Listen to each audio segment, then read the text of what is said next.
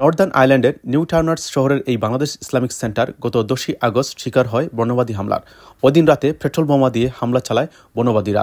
মসজিদের দেয়ালে গ্রাফিতি করা হয় বর্ণবাদী সংগঠন এডিএল-এর সাইন। সিসিটিভিতে একজনকে দেখা যায় গ্রাফিতি আঁকতে ও অন্য আরেকজনকে মসজিদকে লক্ষ্য করে পেট্রোল বোমা নিক্ষেপ করতে। স্থানীয় বাসিন্দা কমিটি নেতা আব্দুর রব দিচ্ছিলেন ওই দিনের ঘটনার বর্ণনা। নিয়ে আসলে আপনি কি বলবেন, মানে কিভাবে হামলা হয়েছিল একটু যদি বিস্তারিত বলেন আর কি আমাদেরকে।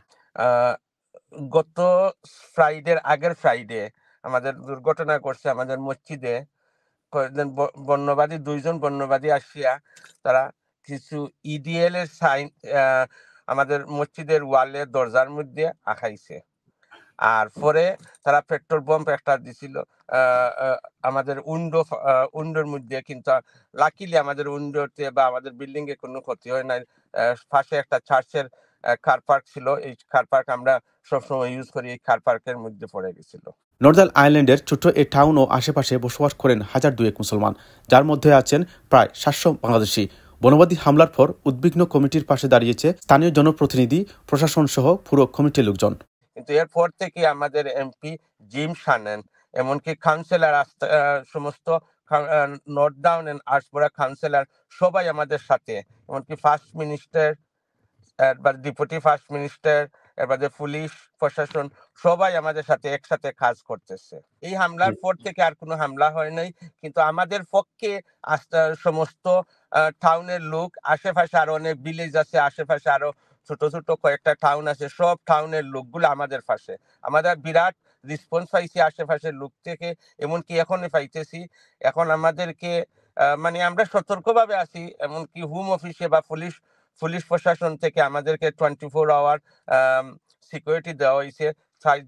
ওরা 3 জন, দিনের বেলা 3 জন, রাত্রের বেলা 4 জন ওরা আমাদের বিল্ডিং এ থাকতেছে এখন বর্তমানে। যারা হামলা করছিল এদেরকে কি গ্রেফতার করা হয়েছে বা এরকম কোন কিছু কি পাওয়া গেছে? প্রথম পরের দিন শুক্রবারে হামলা হয়েছিল, শনিবারে বিকাল দিকে একজনকে অ্যারেস্ট করা হয়েছে, আর সোমবারে অন্যজনকে, যাকে শনিবারে অ্যারেস্ট করা হয়েছিল তাকে বেইলে দেওয়া হয়েছে, আরো কেসের তথ্য নিতেছে। আর সোমবারে যাকে নিয়ে গেছিল সে এখনো কাস্টাডিতে আছে বর্তমানে।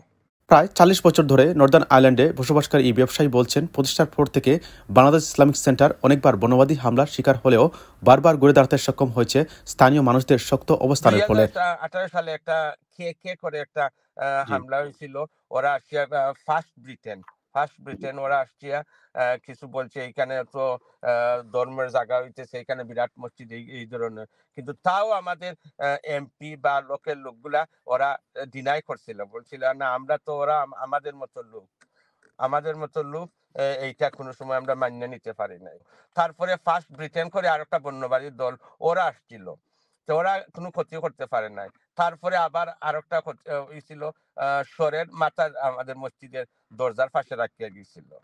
এর আগে আর একবার বর্ণবাদী হয়েছিল, আমাদের মসজিদকে জ্বালাইছিল প্রায় আজ থেকে 12-13 বছর আগে। আপনাদের এই যে অবস্থার মধ্যে আপনারা কমিটি একে অন্যকে কিভাবে সাপোর্ট করেন?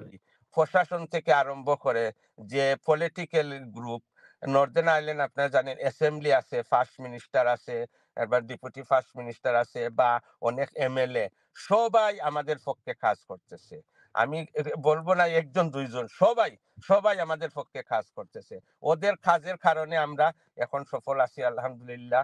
মোটামুটি যতবার আমাদেরকে অ্যাটাক করে ততবার ওরা সবাই আসি আমাদেরকে খোঁজ খবর নেয়, এরপরে আমাদের দেখাশোনা করে। এই লোকের লোকগুলা যারা আছে আমাদের, যারা নর্দার্ন আয়ারল্যান্ডের লোক, সবাই আমাদের সাথে একসাথে, এমনকি চার্চ আছে, বিভিন্ন চার্চের লোকগুলা, এমনকি গত রোববারে সবাই চার্চে যায়, চার্চে গিয়ে ওরা দোয়া করছে। এমনকি আমাদের পাশের মসজিদের লাগায় একটা কার পার্ক আছে বিরাট বড়, ও চার্চে ওরা এটা ওপেন করে আমাদেরকে বলছে তুমি চান প্রতি শুক্রবারে ইউজ করবা, এমনকি উইকডেতে তুমি চান আমাদের চার্চের কার পার্ক ইউজ করবেন। এই ধরনের সার্ভিস আমরা পাইতেছি। উল্লেখ্য, সাম্প্রতিক সময়ে ব্রিটেনের বিভিন্ন শহরে বর্ণবাদীরা অ্যান্টি ইমিগ্রেশন প্রটেস্ট শুরু করে বিভিন্ন মসজিদ ও প্রতিষ্ঠানে হামলা করলে এর প্রতিবাদে ধর্ম বর্ণ নির্বিশেষে সবাই পুরো দেশ জুড়ে শুরু করেন অ্যান্টি রেসিজম প্রটেস্ট, যার ফলে পরিস্থিতি অনেকটা শান্ত হয়ে আসে। Zubair Ahmed, LV24 news, London.